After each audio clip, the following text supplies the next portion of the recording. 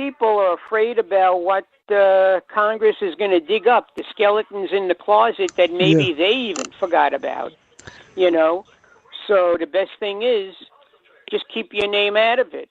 And that's what Cuomo did. You know, he obviously thought that who knows what's in my closet. You know, unfortunately, people will associate the fact that he's an Italian right away with organized crime, which was not the case. But, you know, you can understand why some people would go there, you know. So he just, you know, never bothered. And I think the same thing with Trump. Trump honestly figured that all these run-ins with women in the past would never catch up to him. And that's why he so vehemently denied that he ever made any kind of approach to any of these 18 women, if you recall, 3 years ago, when they started coming out of the woodwork, you know. And they all disappeared. I wonder why. I wonder if they were all paid off. Well, they disappeared.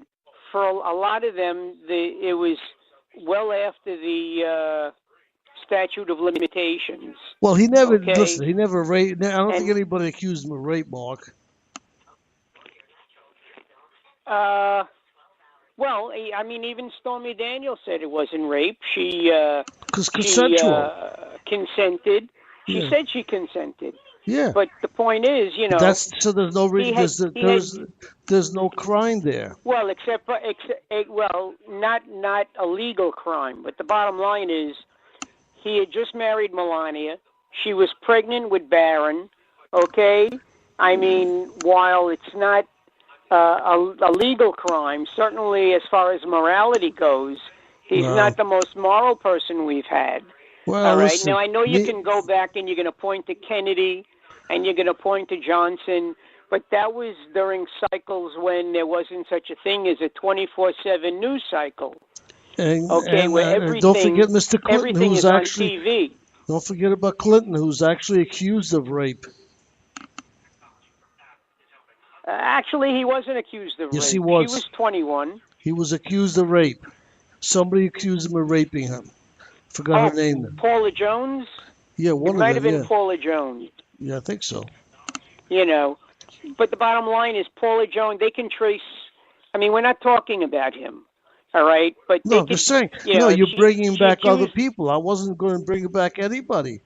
That was your idea to bring back the people. I'm just saying, it's nothing that people didn't expect Trump to be doing. That's the whole thing. There was nothing shocking about what he did. Well, look, we said while Clinton was an excellent president, which is something I could say Trump isn't, I wouldn't use Clinton as an example for my children, nor would I use Trump as an example for my children, you know, as far as morality is concerned. Yeah, so neither of them. Yeah, I agree with you.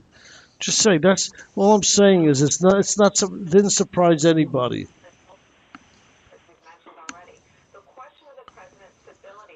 I believe in women's right to choice. So what I've heard from him so far has not been that negative about it. Listening to him. Well, he's still, he says what they're waiting for him. What they're waiting for him to say is that he can't say. Bottom line, I would not vote. He can't say that. Roe v. Wade. He can't say Why not? that. He's not. That's impossible to say.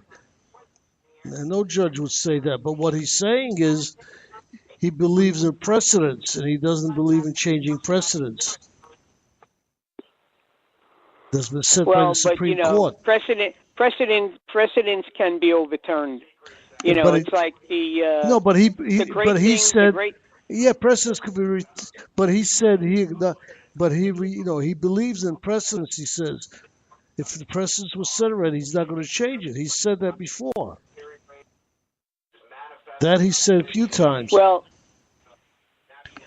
the law itself, okay, as with the Constitution, the the great thing about the Constitution is that you can bring amendments to the Constitution which will change certain decisions. Okay, and it's the same thing with the laws that are ruled on in the Supreme Court. Yes, but Roe he's v. saying Wade that can be overturned. But he said he's not looking. He believes in precedents. He said there were two But rulings. but it's one of those things that he might be faced with. If he's going to be on the court for 35 years, And he said or he's not 30 going to. years, the He man. said he came as close to saying that he's not going to touch it as you can without saying it. From what I've been listening to. Well, the only positive thing that I've heard so far, okay, and as far as the questioning is concerned, from of all people, Ted Cruz, which Ted Cruz brought out a very good point. He brought up the comparison of Merrick Garland, who was Obama's selection, which the Republicans wouldn't even grant Yeah, we know. Yeah. any consideration to. Okay, and Merrick Garland and Kavanaugh are judges on the appellate court, and Ted Cruz did, or his staff did a comparison which showed that in about 96% of the cases, Merrick Garland and Judge Kavanaugh agreed on the decisions that were reached. Yeah. Merrick Garland agreed with Kavanaugh on 96%, and Kavanaugh agreed with Merrick Garland's decisions on 93%. So the bottom line is, if you're comparing the two judges, they pretty much are in sync with each other when it comes to rendering decisions. Well, to me, he was pretty clear about a lot of things. Again, he said he'll go by the law. And if the law, and if the president, does something wrong, well, that's the end. He probably, look, right now, if it was brought to a vote in the Senate, and if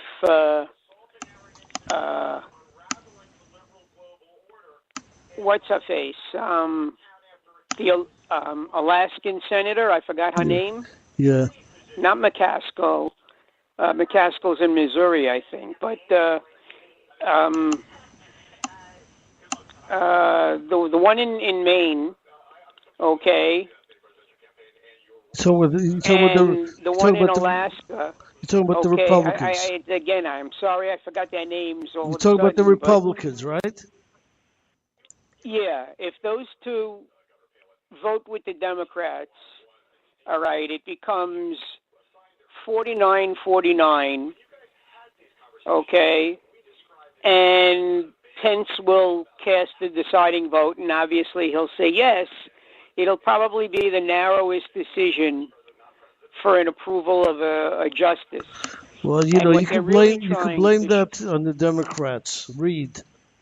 Why? He's the one that made the decision with you don't need a majority of 60 anymore. Oh, right. They went nuclear. Yeah. Yeah. Well, so. But you see, the problem was what they were worried about at the time was appellate judges, within the various regions of the country, and they didn't want the Republicans to appoint, more and more appellate judges to the Court of Appeals. Well, the problem is you now have an all-Republican administration, and that's all that Trump is doing, is appointing conservative appellate judges. Yeah. So the bottom line is, for one time, decision was a really bad decision.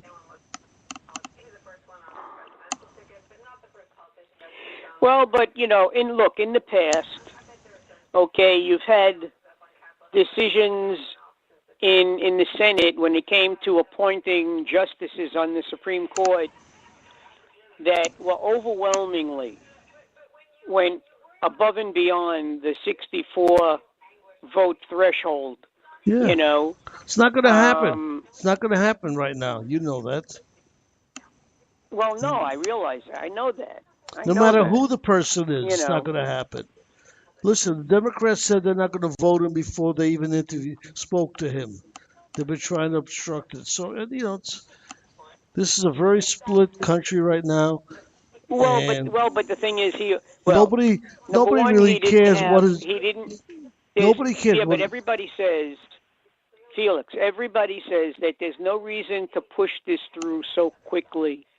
Okay, that there's really plenty of time. The only ones that are saying that are the Democrats. Again, it's the Republicans that are saying. The Democrats are saying that. No, it's not. It's the media that's saying it. The media is saying there's no reason to push this through so quickly. Who's the media? Which stations? For one thing, it's always the same thing. Felix, they haven't had time to read through the 40,000 pages that they were just given about decisions that he had. No, the decisions they had from the start. That's not true. They had the decisions from the start. They had all his decisions from the start. These are extra This is stuff from when Bush was president. They've got over 300 decisions to look at. This is stuff from Bush era. Yeah, but then there were 40,000 pages that he's written. No, nothing that they haven't had a chance to go through. You're mistaken. What they're talking about is stuff from Bush era when he was working for the White House. Had nothing to do with anything else. Read up on it. Yeah, but don't they have a right to review that stuff? Nobody's ever done that before. They've never had a judge that had so many decisions. That I can't say. Look at the number of documents they've released. It's just, listen, they listen to me. They said before anything started that nobody's going to vote for him. Not one Democrat is going to vote for him. That was Schumer's stand. He goes, we're not going to vote for him. Yeah, but you had the same thing on the Republican side when Obama was president and he named Merrick Garland. I'm not disagreeing with you. I'm not disagreeing with you. So saying it doesn't matter what documents they have, they're not going to vote for him. Well, that's the bottom line. And then our new hopeful for the year 2020 for the president. What the hell's his name? Booker? What? You didn't hear what Booker said? I didn't hear what you said. Booker. Cory Booker? Yeah, he took the Democrat hopeful for 2020. Yeah. You didn't hear it? That was a big news. He came on and he said, "What's that?" He said, "This may get me thrown out of Congress, but I'm going to release the letters, the emails that we have that are not supposed to be released." Oh, I know. What's his face? Chuck Grassley. Wait, what emails? What are you talking about? The ones that were negative about Kavanaugh? Yeah, emails, but they were not. No, Chuck Grassley addressed that 2 days ago. Mm-hmm. He said I was just handed 70 emails. All negative about Kavanaugh, and in the same breath, Chuck Grassley said, I have hundreds of emails here in support of Kavanaugh. So the bottom line is each hand washed the other, and it didn't mean a damn thing. You're not listening to the news then today, because that was a big thing. He said What he's doing will probably get him thrown out of the Senate because it's against Senate policy to release stuff that's